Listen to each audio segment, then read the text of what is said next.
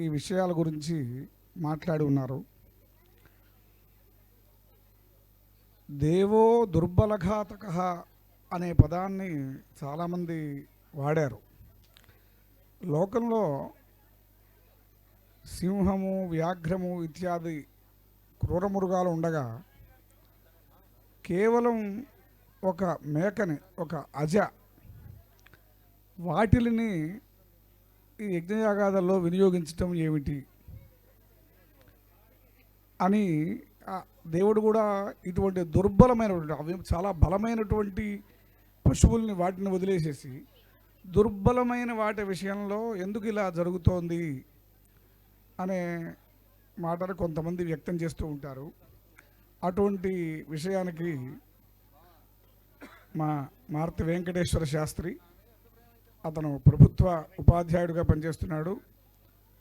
వృత్తిరీత్యా, ప్రవృత్తిరీత్యా మన వైదిక క్రియాకలాపాల మీద చాలా ఆసక్తి గలవాడు. అతను ఈ విషయమై నలుగురికి తన అభిప్రాయాన్ని తెలియజేస్తాడు. శ్రీ గురుభ్యో నమః. నమస్సభాయై. బాబాయ్ గారు యజ్ఞం చేయటం ఇది చాలా సంవత్సరాలుగా వారు పడినటువంటి తపన, అది ఈరోజు ఫలిస్తున్నందుకు మా అందరికీ, మా బాబాయ్ గారులందరికీ, మాకు అందరికీ చాలా సంతోషంగా ఉంది. మా వంశానికి చాలా గొప్పదైనటువంటి విషయంగా మేము భావిస్తున్నాము. నేను ఉపాధ్యాయుడిగా పనిచేసేటప్పుడు 2002, 2003 ఆ ప్రాంతంలో మాకు ఇక్కడ క్లాసెస్ జరిగినప్పుడు రాజేశ్వర స్వామి గారి దగ్గర వచ్చి నేను కొంత సమయం ఉండేవాడిని. అంటే జ్యోతిష్ శాస్త్రపరంగా, ధర్మశాస్త్రపరంగా, ఇట్లా వైదిక క్రతువు పరంగా నాకు వచ్చినటువంటి సందేహాలు కానివ్వండి, అలానే నన్ను కొంతమంది అడిగినప్పుడు దానికి సమాధానం చెప్పడానికి కొన్ని విషయాలు ఇట్లాంటి పెద్దవాళ్ళ దగ్గర తెలుసుకుంటూ ఉండేవాడిని. అప్పుడు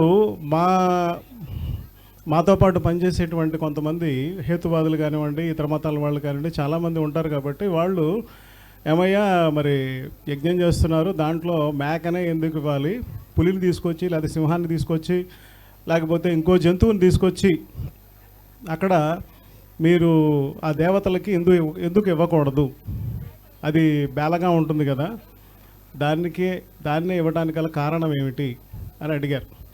అది నేను తాతయ్య గారిని అడిగాను, ఏమిటండి దాని ప్రత్యేకత, దాన్ని మాత్రమే ఎందుకు ఇవ్వాల్సి వచ్చింది అంటే దానికి వేదంలో ఏమన్నా సమాధానం ఉందా అంటే వారు అప్పుడు ఏం చెప్పారంటే, ఈ మేక, బ్రాహ్మడు వీళ్ళంతా కూడా ముఖం నుంచి వచ్చారు నాయన, అందువల్ల. అలానే అప్పుడు వారు చెప్పింది ఏ జీవులు అంటే మనకి పురుష సూక్తంలో వస్తుంది బ్రాహ్మణోశ అని చెప్పేసి, తర్వాత పద్భ్యాగం శూద్రోజ అయితే అని చెప్తూ ఉంటారు కదా. అలా మేక అనేది పలానా బ్రహ్మయ్య గారి యొక్క ముఖం నుంచి వచ్చింది, అలానే ఈ ఆవులు బ్రహ్మగారి యొక్క తొడల నుంచి వచ్చినాయి అని చెప్పేసి ఇట్లా కొన్ని చెప్పారు వారు. ఆ తర్వాత వాళ్ళతో మళ్ళా నేను మాట్లాడినప్పుడు దీన్ని ఇంకో విధంగా సమర్థనీయంగా, అంటే వైదిక పరంగానే కాదు భౌతికంగా కూడా మనం చేసేటువంటి ఈ ప్రక్రియ ఏదైతే ఉందో యజ్ఞయాగాదులు, వీటిల్లో ఉన్నటువంటి వైశిష్ట్యాన్ని వాళ్ళకి తెలియచేయడానికి ఒక్కొక్క జంతువుని ఆయుర్వేద ప్రకారం, అంటే అష్టాంగహృదయంలో వాగ్భటుడు ఏ మాంసం ఏ రోగానికి తినొచ్చు అని చెప్పారనమాట. దాంట్లో గోమాంసం కూడా కొన్ని రోగాలకి ఆయన చెప్పడం జరిగింది. గోమాంస నిషేధం అని ఉన్నప్పటికీ వారు దాంట్లో ఏం చెప్పారంటే, కొన్ని రకాలైనటువంటి రుగ్మతలకి, రోగాలకి గోమాంసం ఎలా తీసుకోవాలి, ఆ గోవుని ఎలా దాన్ని మనం ఎలా వాడుకోవాలని చెప్పడం జరిగింది. వాటితో నేను ఇప్పుడు వెంకటేశ్వర స్వామి వారికి ఒక తైలం వాడతారు. ఆ తైలమే ఎందుకు వాడతారు? కస్తూరి అనేటువంటి ఒక జంతువు నుంచి కస్తూరి అనేది ఒక ద్రవం పుడుతుంది. మరి పునుగుపిల్లి తైలం స్వామివారికి వాడతారు. అలానే ఒక మృగం నుంచి సువాసన భరితంగా వస్తూ ఉంటుంది. అది తీసి మనం స్వామివారి సేవలో వాడుతూ ఉంటారు. అలానే అడవి పంది, ముళ్ళున్నటువంటి పంది ఉంటుంది, దాని వెంట్రుకలు లేదా దాని గోళ్ళు ముళ్ళు ఈ సీమంతంలో వాడుతూ ఉంటారు. దానికి ప్రత్యేకించి చెప్పారనమాట. అలానే కొన్ని ప్రాంతాల్లో ఏనుగు చర్మం తీసి కట్టుకుంటారు దిష్టి తగలకూడదని, ఏనుగు వెంట్రుక. అలానే పులి సంబంధమైనటువంటి తలకాయను పెట్టుకుని ఉంటారు ఇంట్లో. అలానే వీళ్ళతో కొన్ని మాటలు వచ్చినాయి అనమాట. ఈ లేడీని చంపి మీరు చర్మంగా వేసుకోవటం ఏంటి, పులిని చంపి చర్మంగా వేసుకోవటం ఏంటి, అది అహింస ఎలా అవుతుంది, హింసని ప్రబోధిస్తున్నారు కదా, మీకు వేదం చెప్పి ఉండొచ్చు, దీనికి ఉన్నటువంటి వైజ్ఞానిక కారణాలు లేకపోతే విశ్లేషణ ఏమన్నా ఉన్నదా అని ఇట్లా సంభాషించినప్పుడు, ఒక్కొక్క జంతువు, కుక్క మాత్రమే ఎందుకు విశ్వాసంగా ఉంటుంది, కుక్క మాత్రమే ఎందుకు పెంచుకుంటున్నారు, ఇట్లా ఆ జంతువు యొక్క వైవిధ్యాన్ని వైశిష్ట్యాన్ని అనుసరించి మీకు భౌతికంగా కనిపించేటువంటి లక్షణాలను, వేదంలో మనకి తెలియనటువంటి కొన్ని రహస్యాలు, ఆధ్యాత్మిక, ఆది భౌతిక, ఆది దైవిక, 3 రకాలైనటువంటి అర్థాలు సర్వసాధారణంగా ఉంటాయి వేదంలోనే ఉన్నటువంటి ప్రతి మంత్రానికి కూడా. దాంట్లో ఒక రకం మాత్రమే మనం తెలుసుకోగలుగుతున్నాం, ఇంకా చాలా రకాలైనటువంటి అర్థాలు ఉంటాయి. ఎందుకంటే అంత వ్యాకరణ పరిజ్ఞానం అనేది మానవ జీవితానికి కష్టమైనది. అంతేకాదు బాబు, మేము యజ్ఞానికి వాడేది మేలుజాతి గుర్రాలను కూడా వాడతాం. కేవలం ఈ మేకలనే కాదు, మేకల్లో కూడా దాంట్లో ఉన్నటువంటి కొన్ని లక్షణాలు ఉంటాయి, వైశిష్ట్యం ఉంటుంది, దాన్ని అనుసరించి మాత్రమే దాన్ని వాడతారు, కానీ ప్రతి మేకను వాడేటువంటి పరిస్థితి లేదు. మరలా అంటే కలియుగంలో అశ్వమేధం అనేది నిషేధం కాబట్టి అశ్వమేధ పారాయణలు చేయటం, దాని యొక్క ఫలితాన్ని పొందడం జరుగుతూ ఉంది. మరి పూర్వం ఈ సంతానం కోసం కానీ లేకపోతే రాజ్య పరిపాలనలో ఉన్నటువంటి సౌలభ్యం కోసం కానీ అశ్వమేధ యాగాలు చేశారు. అక్కడ మేలుజాతి గుర్రాలని వాడారు. అంటే దాంట్లో ఉన్నటువంటి పద్ధతిని అనుసరించి అక్కడ ఉన్నటువంటి ఆ దేవతకు సంబంధంగా ఉన్నటువంటి జంతువుని, మనిషిని, అంటే మనిషిని ఇక్కడ మనిషి చేస్తున్నాడు, కార్యక్రమం చేస్తున్నాడు. ఇక్కడ చాతుర్వర్ణాల వారు కూడా ఒక యజ్ఞం జరుగుతూ ఉంటే అందరి యొక్క పార్టిసిపేషన్ అనేది ఉన్నది. ఒక బ్రాహ్మడే కూర్చొని ఇష్టం వచ్చినట్టు చేసేటువంటి పరిస్థితి కాదు. అలానే ఈ యజ్ఞం యొక్క విశేషత్వం, ఇంకా దీంట్లో ఉన్నటువంటి వాడిన సందర్భాలు కానీ ఇట్లాంటి వాటిల్లో అప్పుడు ఉన్నటువంటి మోడర్న్ దాంట్లో 1984లో భోపాల్లో విషవాయువులు లీక్ అయినాయి. అటు ఇటుగా 50,000 మంది వితిన్ 12 అవర్స్ ఆర్ 10 అవర్స్ చచ్చిపోయారు. కానీ అదే సమయంలో అక్కడే ఆ ఫ్యాక్టరీ పక్కనే ఉన్నటువంటి ఒక 3 కుటుంబాలు చక్కగా ఉన్నాయి అన్నమాట. ఆ తర్వాత అందరినీ వాళ్ళు చూసుకుంటూ వెళితే ఈ అగ్నిహోత్రం చేస్తున్నారు వాళ్ళు ఆ సమయంలో, ఆ విషవాయువు లీక్ అయినటువంటి సందర్భంలో. అది అగ్నిహోత్రం చేస్తున్నటువంటి ఈ 3 కుటుంబాలు బతికి బయటపడ్డాయని చెప్పేసి ఆ రోజు జర్నల్స్లో ద హిందూ అనేటువంటి వాటిలో వచ్చినాయి. మీరు దాన్ని మీరు చూడొచ్చు. అంటే యజ్ఞం చేస్తుంటే మీకు ప్రస్తుతానికి మీకు కనబడినటువంటి ఒక అనుభవం అది. అట్లానే మన కంటికి కనబడినటువంటి ఎన్నో ప్రయోగాల ద్వారా, ఇట్లాంటి యజ్ఞవాటికల ద్వారా, యజ్ఞం ద్వారా మన ప్రకృతిలో ఎంతో మంచి మార్పు తీసుకువచ్చి మనం చేసుకోవడానికి అవకాశం ఉంది. ఎందుకంటే సైన్స్కి తెలియనటువంటి రహస్యాలు వేదం చెప్పింది. శ్రీరామూర్తి శాస్త్రి గారని గొప్ప పండితులు, వారితో మాట్లాడేటప్పుడు వారు చెప్పారనమాట, నాయన పాముకి కన్ను లేదా చెవి మాత్రమే పనిచేస్తాయి, ఒక జ్ఞానేంద్రియం మాత్రమే పనిచేస్తుంది ఎట్ ఎ టైం. ఇప్పుడు మనం ఉన్నాం, మన కన్ను పనిచేస్తుంది, చెవి పనిచేస్తుంది. దానికి కన్ను కానీ చెవి కానీ ఒకేసారి ఒకటి మాత్రమే పనిచేస్తాయి. అందువల్ల వాడు ఎవరైనా ఊదుతుంటే అప్పుడు దాని చెవులు మాత్రమే పనిచేసి అది ఊగుతూ ఉంటుంది.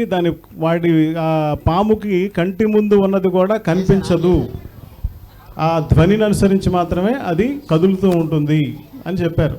అది సైంటిఫికల్గా ప్రూవ్ అయిందనమాట. అంటే పాముకి ఉన్నటువంటి కళ్ళ లేదా చెవ అంతే, రెండిట్లో ఒకటే పనిచేస్తుంది. అలానే ప్రకృతిలో ఉన్నటువంటి విషవాయువుల్ని అది దాని రంధ్రాల ద్వారా స్వీకరించి దానిలో ఉన్నటువంటి విషాన్ని పెంచుకుంటుంది అనేటువంటిది కూడా ఒక సైన్స్ ద్వారా మనకు తెలిసినటువంటి అంశం. అలానే అంటే ప్రకృతిలో ఉన్నటువంటి ఈ ధ్వని కానీ, ధూమం కానీ, గాలి ద్వారా కానీ ప్రసారం అయ్యేటువంటి శక్తి ద్వారా మానవులకు ఉత్తమోత్తమైనటువంటి పరిస్థితి ఏర్పడటానికి ఈ హోమధూమము, యజ్ఞధూమం అనేవి మనకి ఉపయోగిస్తాయి.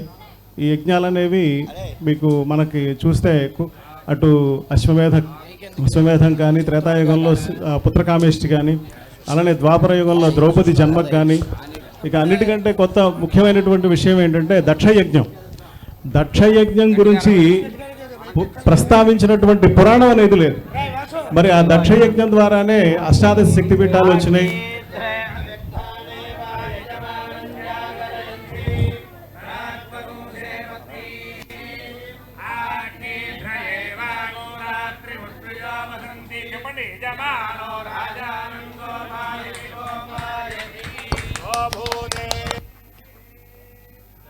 దక్షయజ్ఞం ద్వారానే దక్షయజ్ఞాన్ని ప్రస్తావించినటువంటి పురాణం అనేది లేదు. దక్షయజ్ఞం ద్వారానే ఎన్నో ప్రకృతిలో ఎన్నో మార్పులు వచ్చాయి. అప్పటిదాకా లేనటువంటి మేషాది రాసులు, మేషం, వృషభం, మిథునం అనేటువంటి రాసులన్నీ కూడా అప్పుడే ఏర్పడ్డాయి అనేది మనకి వామన పురాణం చెప్తుంది. అలానే శివస్వరూపం ఒక జటాధరుడిగా, ఒక కాలస్వరూపుడిగా వెలిసినటువంటి సమయం దక్షయజ్ఞంలోనే. అలానే అష్టాదశ శక్తిపీఠాలు వచ్చింది ఒక దక్షయజ్ఞంలోనే. అలానే మెయిన్ ఎటువంటి ఘట్టాలు అయితే ఉన్నాయో, ఇప్పుడు శ్రీ వెంకటేశ్వర స్వామి వారు వెలిసి ఉన్నారు.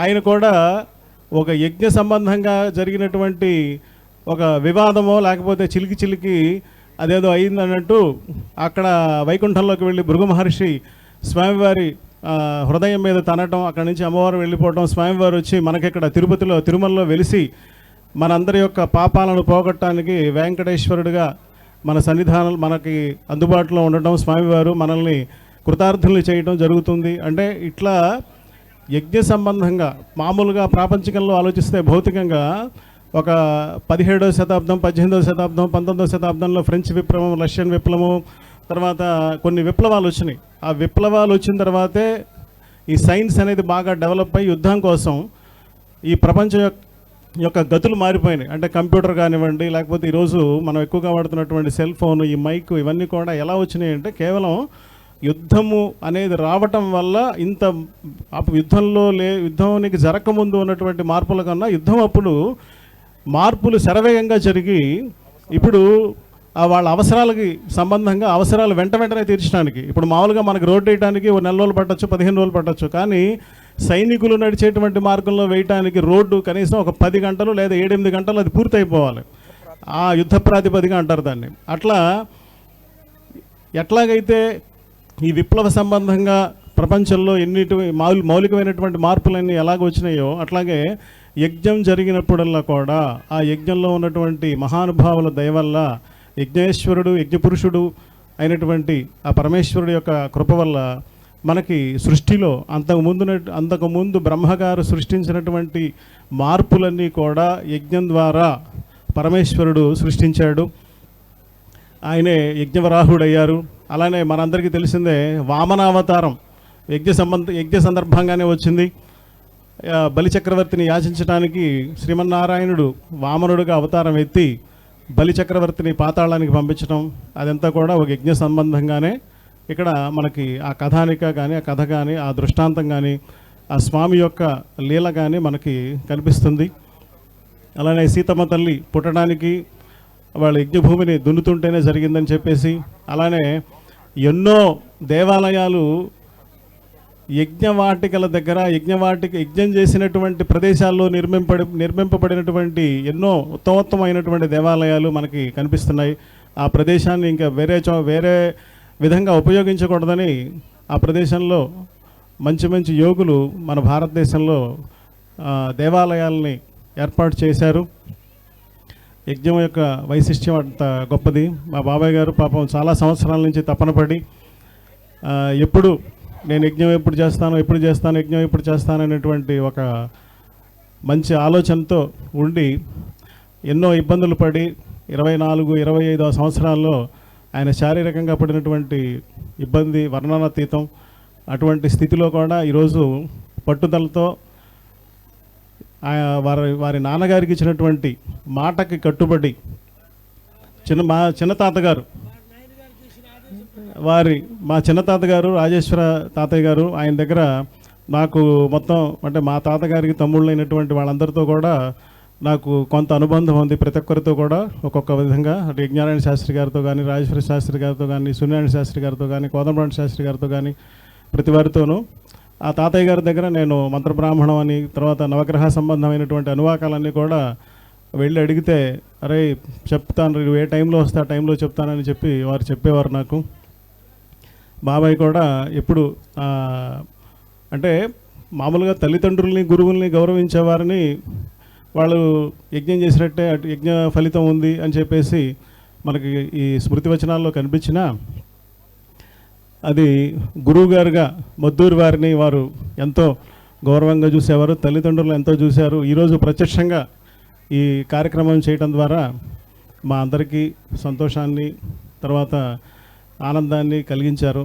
అందుకు చాలా ధన్యవాదాలు.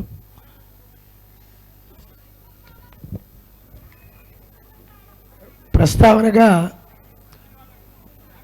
మద్దూరి యజ్ఞనారాయణ స్వామియాజులు గారి గురించి చెప్పారు కాబట్టి దీనికి సుమారుగా 10 నెలల క్రితం అనుకుంటాను నేను, వైశాఖ మాసం జ్యేష్ఠ మాసం గుర్తులేదు, ఈ యజమాని గారు ఆధానము అనేటటువంటి ఒక కార్యక్రమం చేశారు. అంటే యజ్ఞం చేయాలి అంటే ఆధానము అనేది చేసి ఉండాలి. అది యజ్ఞం ముందు ఆధారం కాగానే యజ్ఞం చేయొచ్చు. దాంట్లో రకరకాలుగా సంకల్పాలు వికల్పాలు ఇవి ఉన్నాయి.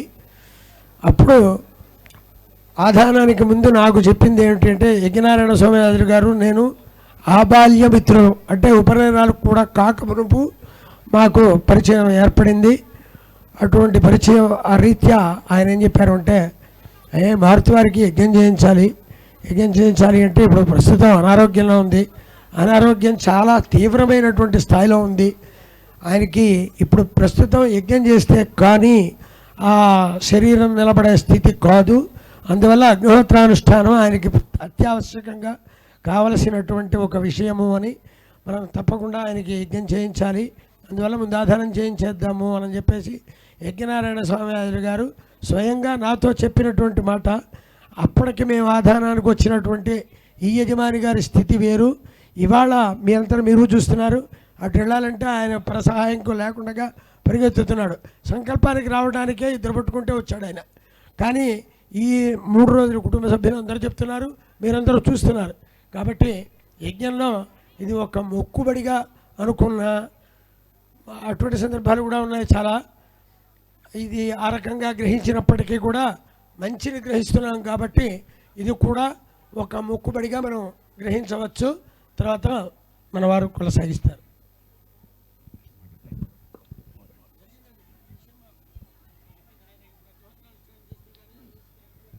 యజ్ఞో హి శ్రేష్ఠతమం కర్మ. ఈ లోకంలో ఉన్నటువంటి మనం చేసే సత్కర్మలన్నిటిలో కల్లా శ్రేష్టమైన కర్మ, దానికంటే గొప్పదాన్ని శ్రేష్టతరం అంటారు. అన్నిటికంటే అత్యుత్తమమైన వాటిని మాత్రమే తమం అనే పదంతో ఆ ప్రత్యయంతో వాడతారు. శ్రేష్టతమం కర్మ అని వేదం చెప్పింది యజ్ఞం గురించి. కాబట్టి ఇటువంటి ఈ యజ్ఞంలో జరిగే ప్రతి ప్రక్రియ చాలా వైజ్ఞానికమైనటువంటి విషయాలు ఇవన్నీ కూడా. దీంట్లో లేనటువంటి విషయం ఏమీ లేదు.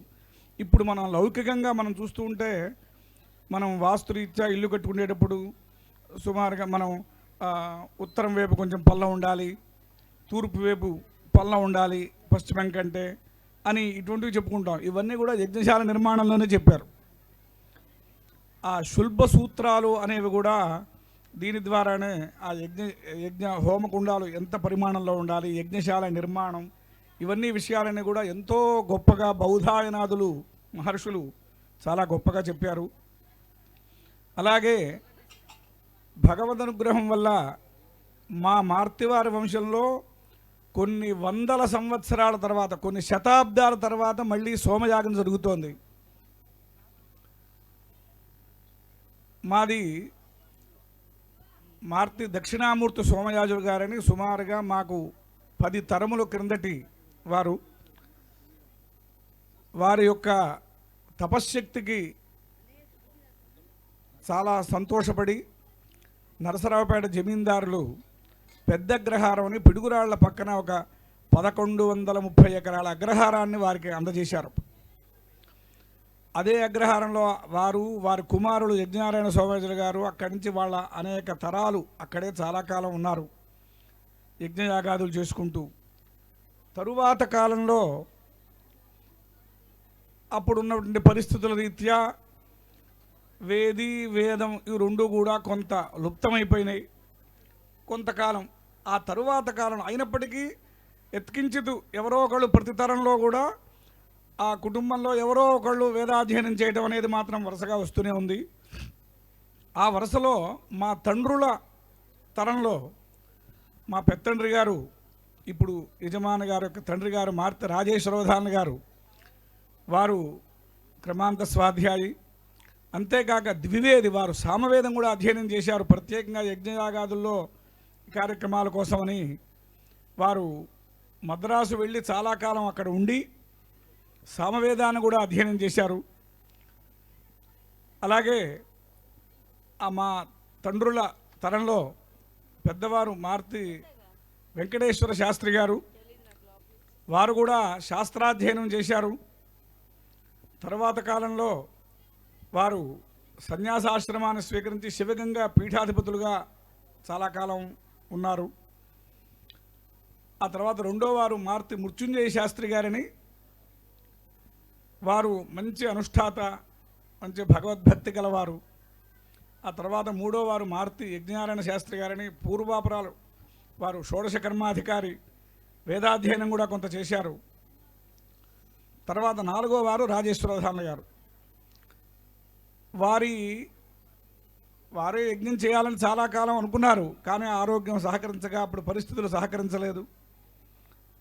వారి యొక్క కోరికను తీర్చాలి అనేటువంటి కేవలం అదే దృష్టితో ఆయనకి శక్తి భగవంతుడు అంత ఆరోగ్యం ఇవ్వలేకపోయినా అయినప్పటికీ ఉన్న దాంట్లోనే ఆ తండ్రి గారి యొక్క కోరిక తీర్చాలి, మళ్ళీ మార్తివారి వంశంలో ఇన్ని శతాబ్దాల తర్వాత మళ్ళీ ఈ సోమం అవిచ్ఛిన్నంగా జరిగేట్టుగా మళ్ళీ మనం దాన్ని ఆ విచ్ఛిన్నమైన దాన్ని వాటికి ప్రాయశ్చిత్తాలు చేసుకొని మళ్ళీ దాని పరంపరగా తీసుకురావాలి అనే భావనతో చాలా శ్రమకు ఓర్చి, ఎందుకంటే మిగతా భగవంతుడి దయ వల్ల మిగతా అన్ని రకాల భాగ్యాలు ఉండొచ్చు, ఆరోగ్యమే మహాభాగ్యం అన్నారు.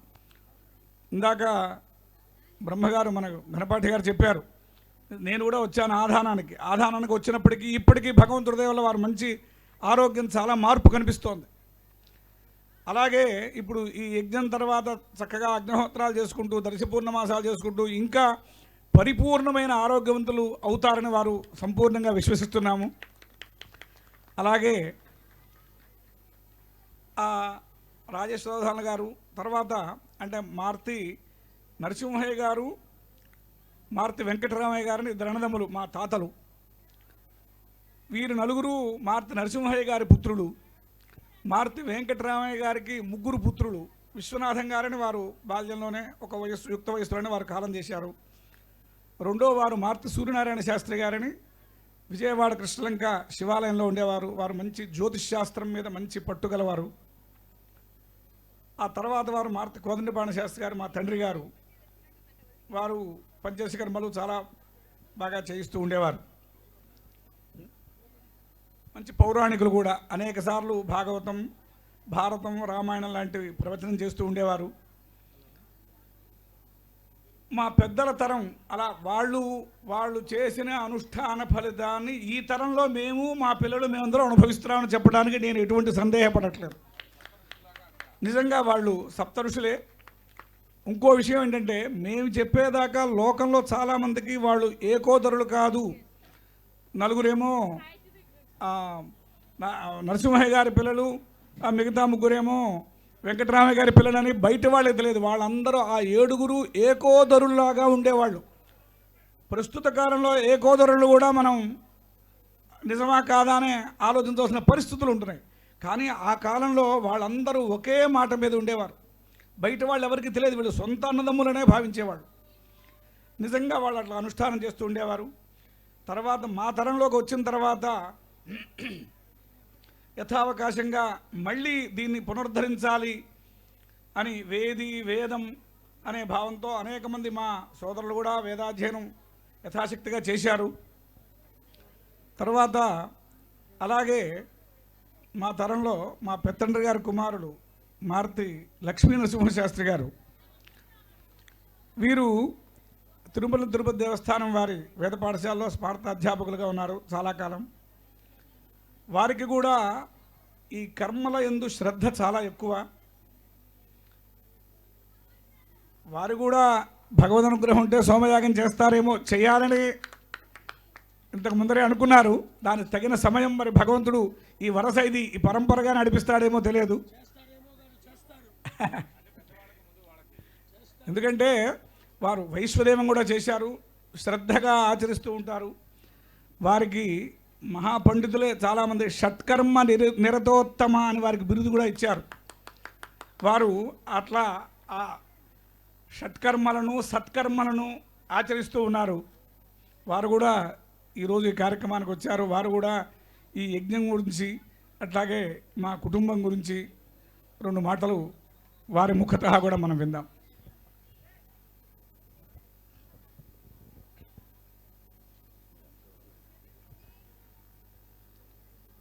శ్రీ గురుభ్యో నమః.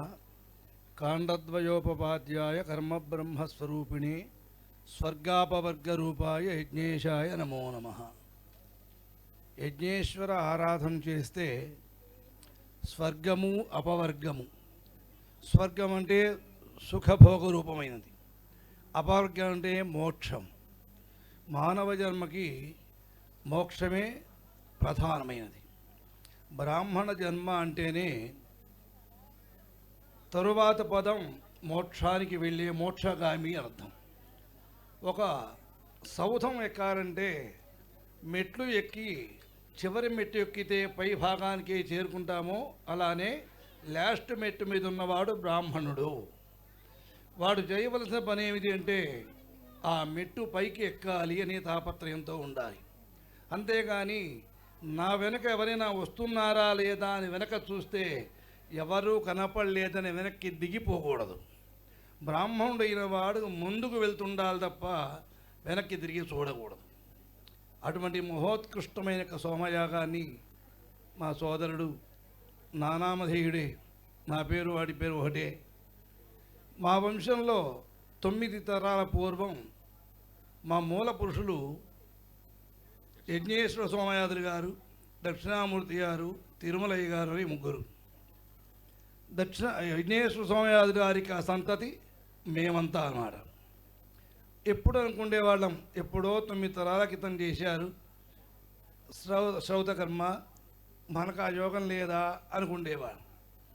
మా చిన్నప్పటి నుంచి కూడా కొంతమందిని మనం కూడా యజ్ఞాలు చేయొచ్చా అంటే అది దుర్భరం, అది వేదాధ్యయనం ఉండాలి, అది మనకు కాదురా, దెందుకూరు వారు విష్ణుభట్ల వారు వాళ్ళకే చెల్లింది అని అన్నారు. అప్పట్లో మనకు చాలామంది మాకు మిత్రులు చాలామంది ఉండేవాళ్ళు. ఈ రామలింగనపడి గారు మా చిన్నప్పటి నుంచి కూడా బాగా తెలుసు, మాకు ఆప్యాయంగా ఉంటారు. వాళ్ళందరినీ మేము చూస్తున్నాం. కానీ అది కారణాంతరాల వల్ల కానీ ఆర్థిక పరంపర కానీ ఇబ్బందుల వల్ల కానీ వేదాధ్యయనం చేయలేకపోయినా, వేదంలో బాగా పోయినా స్మార్తాన్ని ఏదో కొంతవరకు అధ్యయనం చేశాం. తద్వారా ఎప్పుడైనా క్రతువులు చేయాలి మనస్సు సంకల్పం కలుగుతుంది. కానీ ఆర్థిక పుష్టి అనే కన్నా కూడా భగవద్ అనుగ్రహం ఇంకా కలగలేదని అనుకోవాలి. 2 సంవత్సరాల నుంచి మా పెద్దబాయి అదే నరసింహశాస్త్రి యజ్ఞం చేయాలరా, మా నాన్నకు మాట ఇచ్చాను, మా నాన్న చేద్దామనుకున్నాడు చేయలేకపోయినాడు, నేను చేయాలి అని తపన పడ్డాడు. ఆ తపన ఎటువంటిదంటే ఎంత తపన పడ్డాడంటే, మండుటెండలో ఉన్నవాడు ఏ విధంగా బాధపడుతుంటాడో తన తండ్రి కోరిక తీర్చలేకపోతున్నానని అంత బాధపడ్డాడు. ఆ తర్వాత సుమారుగా 10 నెలల క్రితం ఆధానం సంకల్పం చేస్తున్నా అని చెప్పాడు. నన్ను కూడా చేయమని ప్రోద్బలం చేశాడు. నేను కీసరగుట్ట వేద పాఠశాలలో ఉపాధ్యాయుడిగా చేశాను. 2018లో నేను పదవి విరమణ అయింది. ఆ తర్వాత 19లో నేను నిత్య ఉపాసన పెట్టుకొని నిత్యాగ్నిహోత్రం చేసుకుంటూ ఉన్నాను. 2021లో మా గుంటూరు రామచంద్రమూర్తి స్వామి గారి యొక్క ఆదేశానుసారం వారి అనుగ్రహంతో వైశ్వదేవాన్ని దెందుకూరి వెంకటేశ్వర యాదవ్ గారి ఆధ్వర్యంలో వారి బ్రహ్మత్వంలో వారి అనుగ్రహంతో పూర్తి చేసుకోగలిగాను. ఈరోజు కూడా యజ్ఞం చేయాలి సంకల్పం ఉంది, కానీ శారీరకం అంటే అంత దుర్బలమేం కాదు, కానీ దానికి సంబంధించినటువంటి ఉపకరణములన్నీ కూడా మనకు సంతృప్తికరంగా లేవనే ఒక్క బాధ. ఇంకోటి ఏంటంటే, మాకు హైదరాబాదులో ప్రతిపక్షానికి ఇష్టి చేయించడానికి వచ్చేవాళ్ళు చాలా తక్కువగా ఉన్నారు. రావాలన్నా కూడా ఈ రోజుల ప్రకారం 15 రోజులకు ఒకసారి ఇష్టి చేయించాలంటే కనీసం ఒక 25,000 రూపాయలు ఉంటే కానీ కుదరదు. అలా నెలకు వచ్చేటికి 40-50 వేలు ఉంటే కానీ కుదరదు.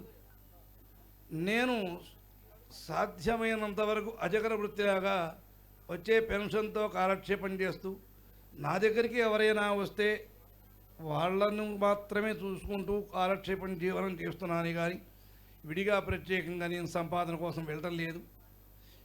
నాకు చేయలేకపోతున్నానే బాధ వల్ల నేను భాగవతం పారాయణ చేస్తుంటే నాకు దాంట్లో ఒక వాక్యం కనిపించింది. ఒకసారి మామూలుగా 12 రోజులు పారాయణ చేశాను భాగవతాన్ని.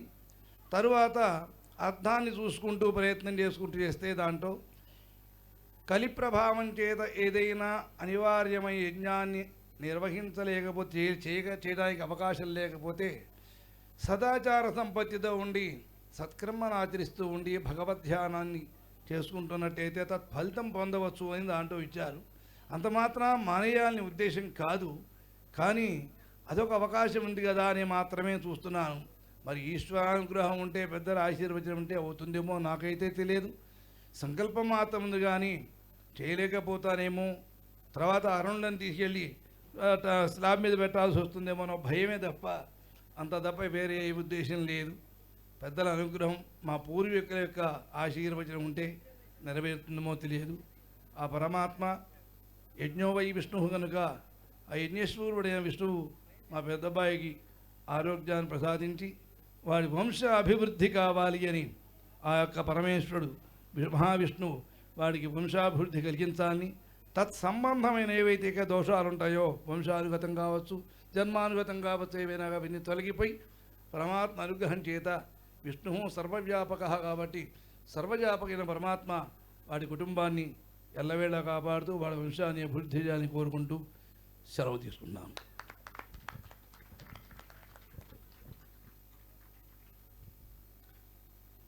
ఈరోజు ఈ సోమయాగం ఇంత అద్భుతంగా సాగుతోంది అంటే ఇది మార్తి వారికి మద్దూరు వారికి ఉన్నటువంటి అన్యోన్య సంబంధం అని చెప్పచ్చు. ఎందుకంటే మా అన్నయ్య గారు ఇప్పుడు యజమాని లక్ష్మీ నరసింహ సోమయాజుల గారు, హవిరియాజు గారు, రేపటి నుంచి దీక్షితులు గారు, వారు సుమారుగా 50 సంవత్సరముల నుండి మద్దూరు యాజుల గారితో వారికి అనుబంధం, వారి సేవ చేసుకున్నారు. అది నిజంగా మా కుటుంబంలో అటువంటి ఆహితాగ్నులకు సేవ చేసుకునే భాగ్యం వారికే పట్టింది. దాని ప్రభావమేనేమో నిజంగా ఇటువంటి ఇంత వైభవంగా మరి ఆ వెంకటేశ్వర యాజులు గారి కుమారులైనటువంటి యజ్ఞనారాయణ స్వామిజులు గారు వారు బాధ్యత తీసుకొని, అలాగే ఈ గ్రామస్తులు అంటే వారికి 50 ఏళ్ళ బట్టి జుజ్జూరు గ్రామంతో మా అన్నయ్య గారికి ఈ పరిచయాలు ఉన్నాయి. ఆ ప్రభావంతో గ్రామస్తులు అందరూ కూడా సహకరించి విఘ్నేశ్వర పూజ చేసిన దగ్గర నుంచి ఎటువంటి కార్యక్రమాలకు ఎటువంటి విఘ్నం లేకుండా వాళ్ళందరూ కాపాడుతూ, అలాగే యజ్ఞనారాయణ స్వామిజులు గారు మొత్తం పరిపూర్ణంగా సహకరిస్తూ ఇంత ఏర్పాట్లు ఇవన్నీ ఈ కాలంలో, ఈ కలికాలంలో ఇటువంటి కార్యక్రమాలు ఇటువంటి యజ్ఞాలు చేసుకోవటం అనేది చాలా క్లిష్టమైన పరిస్థితులు ఉన్నాయి ఈ రోజున.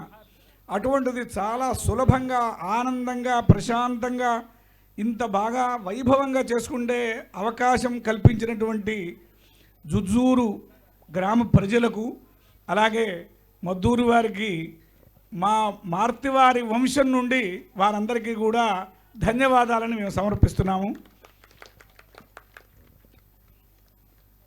అలాగే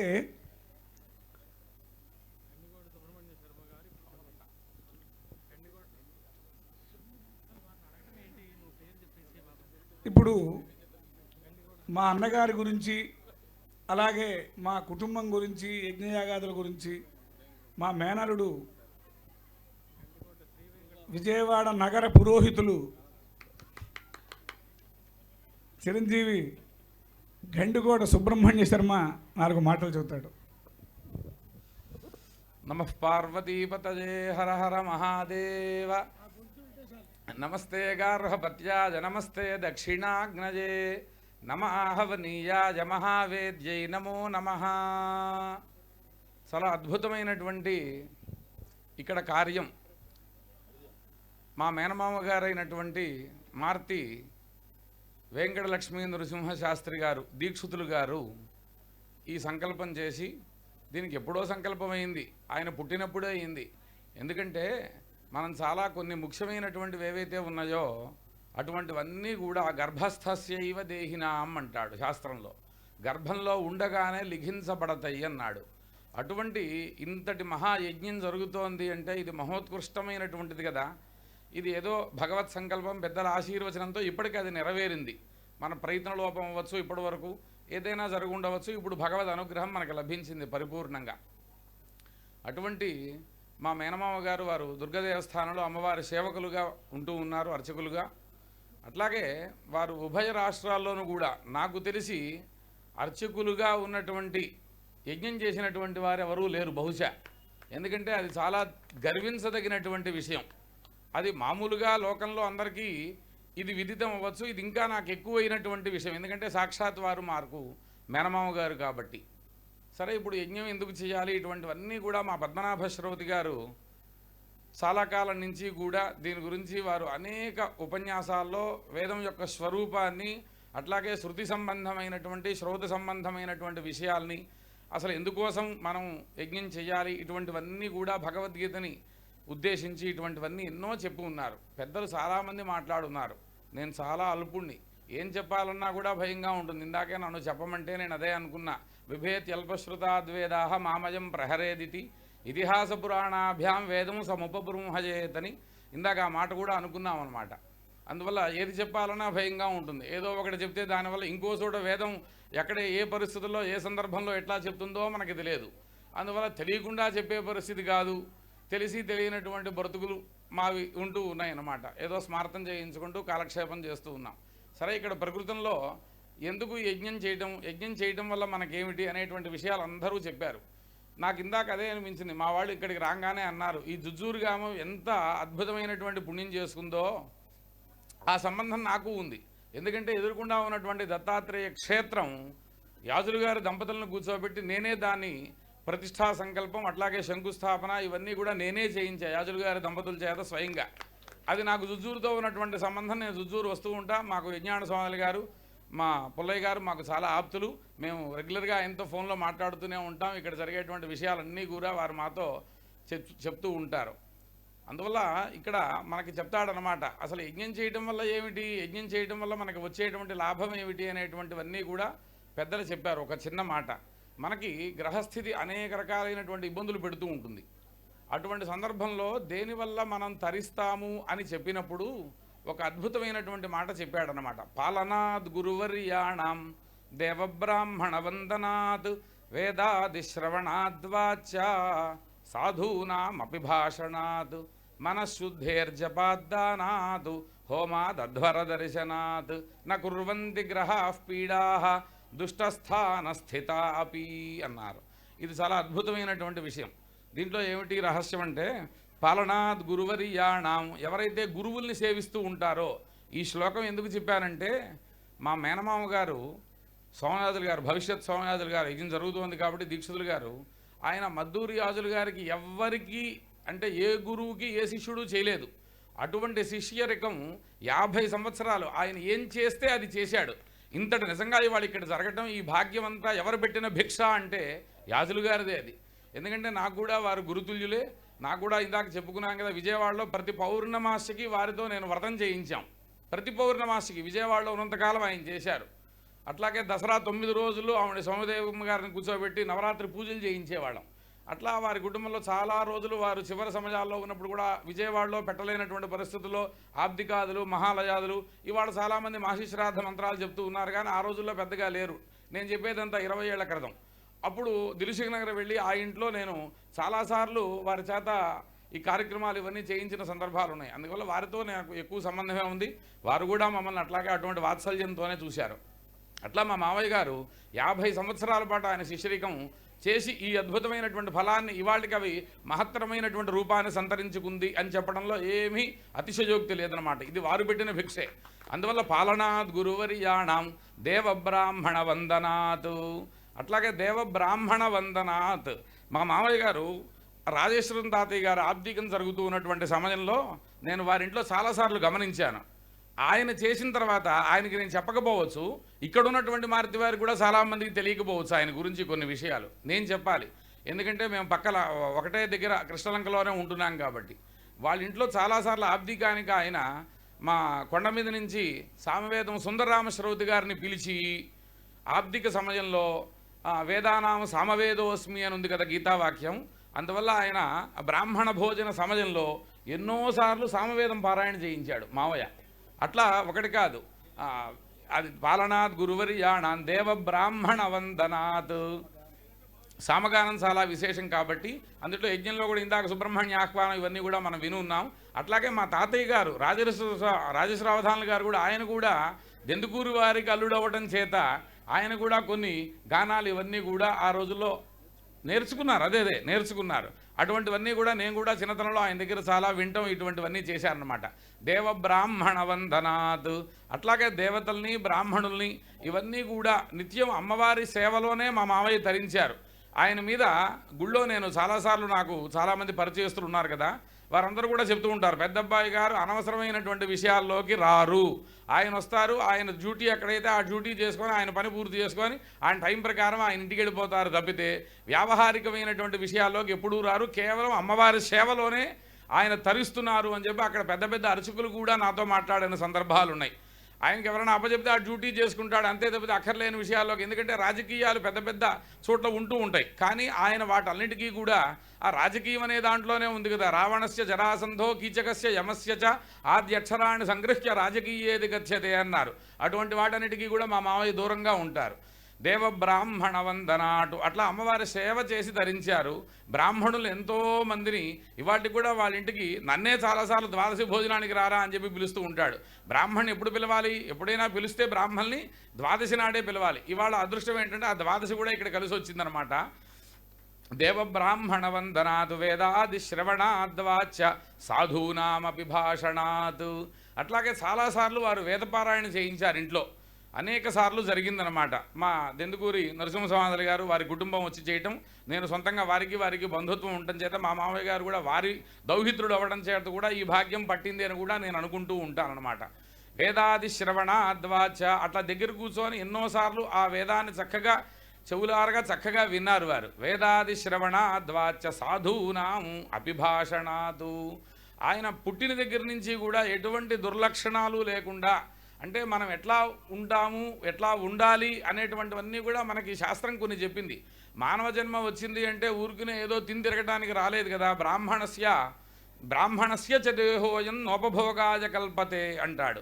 ఇహ క్లేశాయ మహతే ప్రేత్యానంత సుఖాయ చ అన్నాడు. బ్రాహ్మణ జన్మ వచ్చిందే దానికోసం. అందువల్లే రామాయణం ప్రారంభంలోనే వాల్మీకి వేదవేద్యే పరే పుంసి జాతే దశరథాత్మజే అని ప్రారంభం చేశాడు. వేదము వేద్యము రెండూ అవసరమే అన్నమాట. అట్లా వేదం విని వారి కుటుంబం తరిస్తూ ఆయన కూడా ఒక పవిత్రమైనటువంటి జీవనాన్ని గడుపుతూ పెద్దల సాంగత్య బలం చేత ఇటువంటి స్థితిలోకి వచ్చారు. సాధూనాము అభిభాషణాతు. ఎప్పుడూ పెద్దల దగ్గర మంచి మంచి విషయాలు, ముఖ్యంగా మద్దూరి రాజులు గారి దగ్గర సాధూనాం అభిభాషణాతు. ఎందుకంటే నేను కూడా యథార్థంగా నాకు తెలియదు, మనం అభిషేకంలో దేవతార్చనగా మాత్రమే శంఖాన్ని ఉపయోగిస్తూ ఉంటాం. సత్యనారాయణ వ్రతంలో శంఖపూజ చేయం మనం. నాకు ఇవాళ నేను శంఖపూజ కొన్ని సందర్భాల్లో చేయిస్తున్నాను సత్యనారాయణ వ్రతంలో. అది నాకు చెప్పింది, నేర్పించింది, ఇట్లా చెయ్యాలరా అని చెప్పిందే యాజులు గారు.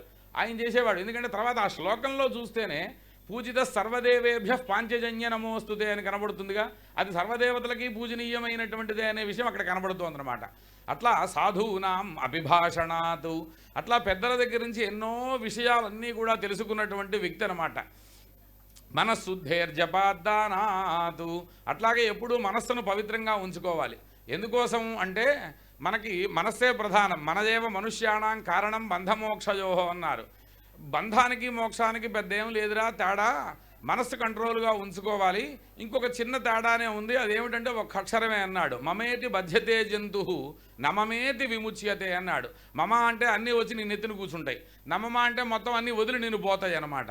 అందువల్ల అట్లా ఏది అవసరమో అట్లా ఇంద్రియ శుద్ధి కలిగి ఉన్నాడు. మనకి చెప్తాడు ఒక చోట మొత్తం 5 రకాల శుద్ధులు ఉంటాయన్నమాట. మనశ్శౌచం, కర్మశౌచం, కులశౌచం, తథైవచ శరీర శౌచం, వాక్శౌచం, శౌచం పంచవిధం శృతం అంటాడు. పంచసు ఏతేషు శౌచేషు హృది శౌచం విశిష్యతే అన్నాడు.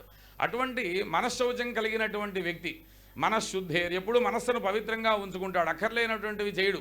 ఇంకొకటి ఆయన ఏంటంటే, నేను చాలాసార్లు వాళ్ళ ఇంట్లో గమనించా, 2 అయినా 3 అయినా ఇంటికొట్టి దేవతార్చన చేసుకొని ఆ దేవతా నివేదిత అన్నాన్నే తినేవాడు అనమాట. అది నేను చాలాసార్లు వాళ్ళ ఇంట్లో గమనించా, నేను కూడా వాళ్ళ ఇంటికి వెళ్ళిన సందర్భాల్లో. మనశుద్ధేర్జపాద్దానాతు హోమాదధ్వర దర్శనాదు, ఆయన యథాశక్తిగా ఎవరు యజ్ఞం చేస్తున్నారన్నా ఆయనకి చేతనైనంతలో ఆయన దానం ధర్మం చేయటం. ఎన్ని క్వింటాలు దానం ఇచ్చాడో నేనే ప్రత్యక్షంగా చాలా చోట్ల నేను విన్నాను. ఎక్కడ యజ్ఞం జరుగుతుందన్నా ముందు వెళ్ళిపోయి 100 కిలోలు బియ్యం ఇచ్చేస్తూ ఉంటాడు మావయ్య. అట్లా అంత అద్భుతమైనటువంటి వితరణ కలిగినటువంటి వ్యక్తి అన్నమాట.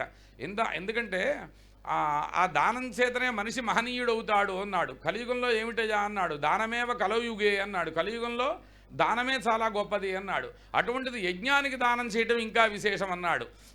అట్లా ఎన్నో యజ్ఞాలకు ఆయన చేత ఆయన ద్రవ్యం అక్కడ వినియోగింపబడిందనమాట. మనశుద్ధేర్జపాద్దానాతు హోమాదు అధ్వర దర్శనాదు, అట్లాగే ఎప్పుడు నవగ్రహ మఖాలు, శాంతి హోమాలు ఇవన్నీ కూడా ఆయన చేసుకొని తరిస్తూ ఉంటాడు.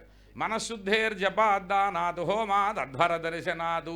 ఎన్ని యాగాల్లో మా యజ్ఞాన స్వామి గారు చేసినటువంటి ప్రతి యాగంలోనూ ముందు 10 రోజుల నుంచి ఆయన రోజు జుజ్జూరు తిరుగుతూనే ఉంటాడు. తర్వాత యాగం అయిన తర్వాత, యజ్ఞం అయిన తర్వాత వారం రోజుల వరకు 1-2 యాజులు గారు చేసినటువంటి ప్రతి క్రతువులోనూ మా మావయ్య గారు ఉన్నారు. అది నేను ప్రత్యక్షంగా నేను చూశానన్నమాట. మనశుద్ధేర్జపాద్దానాతు హోమాదధ్వర దర్శనాత్ న కుర్వంతి గ్రహాః పీడాః. ఇట్లా ఉన్నటువంటి వాళ్ళకి ఏమిటి అన్నారు, వాళ్ళకి ఎటువంటి గ్రహ సంబంధమైనటువంటి, ఇప్పుడే మా మామయ్య గారు చెప్పి ఉన్నారు, ఇప్పటివరకు ఏదైనా మనం అనుభవించి ఉండొచ్చు, కానీ ఇప్పుడు యజ్ఞం ప్రారంభమైన తర్వాత ఆయనంతటా ఆయనే పరిగెత్తుతున్నాడయా యాగశాలలో, యజ్ఞశాలలో అన్నారు. అట్లా భవిష్యత్తులో కూడా ఆయన కుటుంబం కూడా పుత్ర పౌత్ర ప్రవర్ధనంతో ఇంకా ఎంతో వర్ధిల్లాలి, అట్లాగే వృద్ధి చెందాలి అని మనమంతా కూడా ఆశిద్దాం. ఎందుకంటే ఈ భారతావని తరిస్తోంది అంటే దానికి 7 రకాలైనటువంటివి కారణాలు చెప్పింది.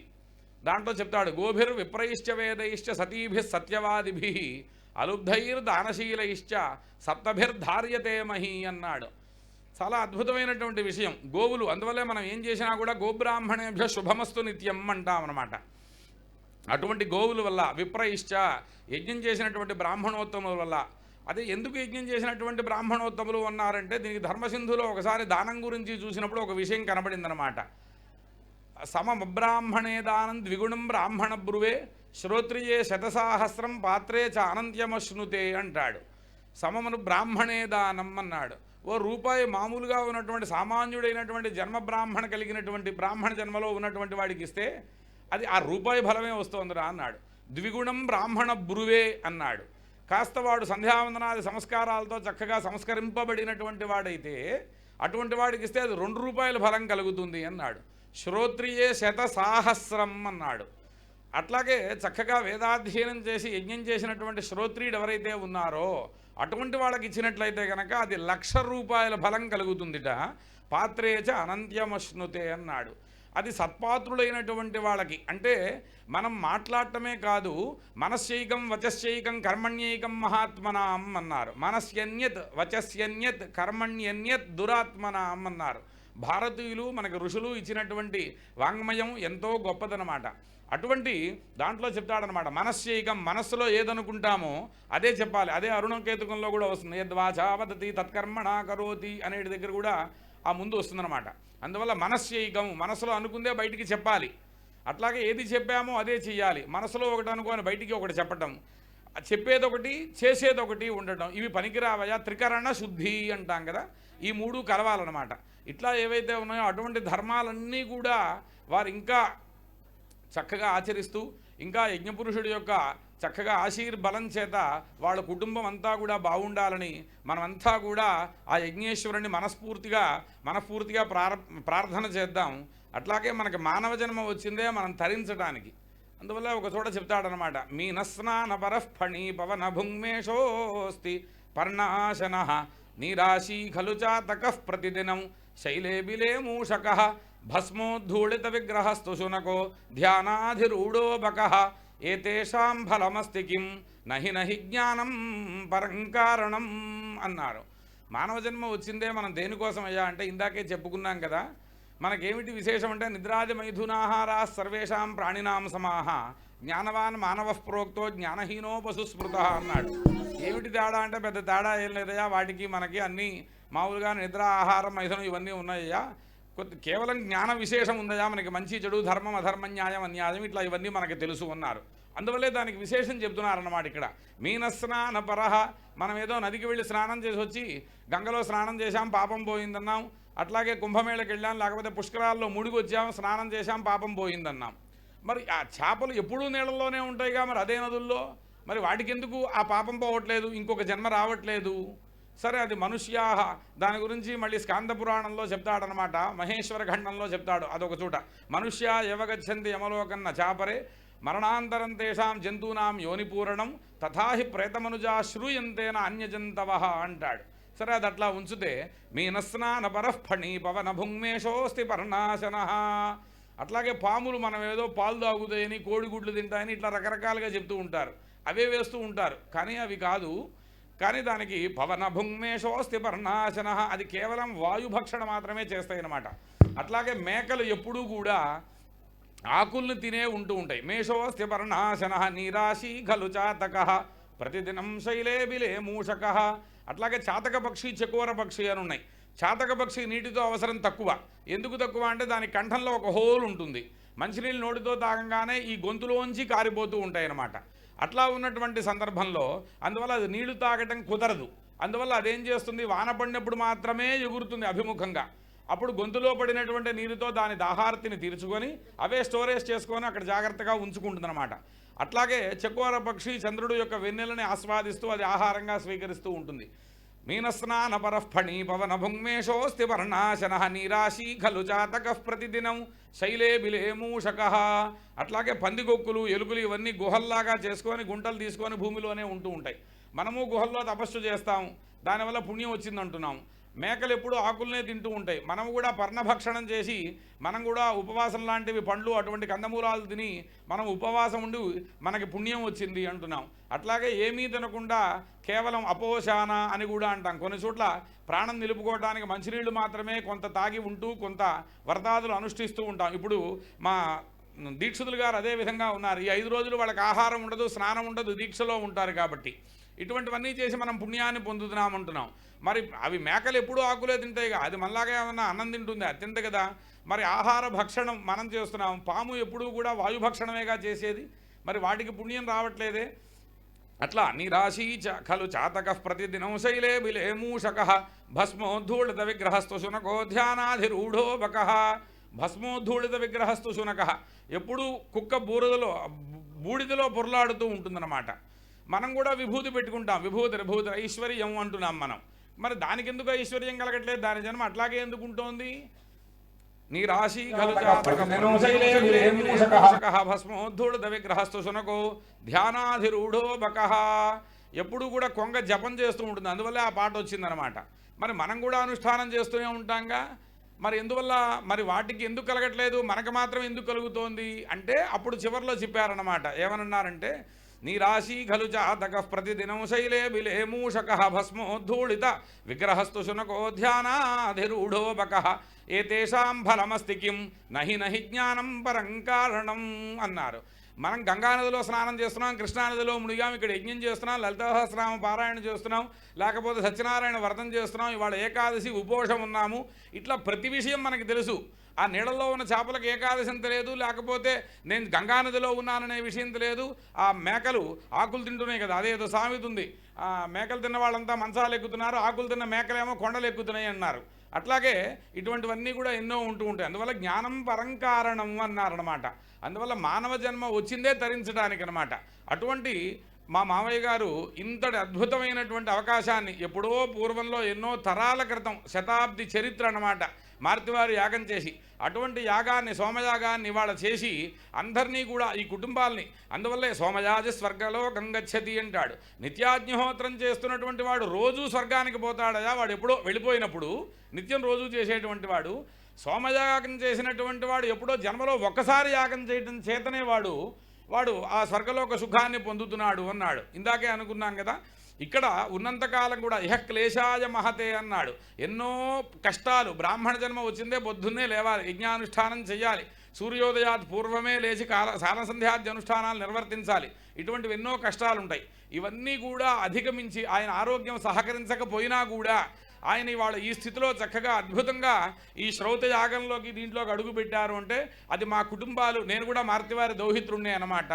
అందువల్ల మేమంతా కూడా తరించామని ఆ యజ్ఞేశ్వర సాక్షిగా మా మావయ్య గారికి ఆ యజ్ఞేశ్వర అనుగ్రహంతో ఇంకా ఆయురు వృద్ధిలో ఉంటూ, అట్లాగే ఆయన ఆరోగ్యంతో కూడా ఉండాలి. ఈ యజ్ఞఫలం, యజ్ఞేశ్వర అనుగ్రహం ఈ గ్రామ ప్రజలకి అందరికీ ఉండాలని మా వాళ్ళు చప్పట్లు కొట్టేశారు. నమః పార్వతీపతయే, హర హర మహాదేవ.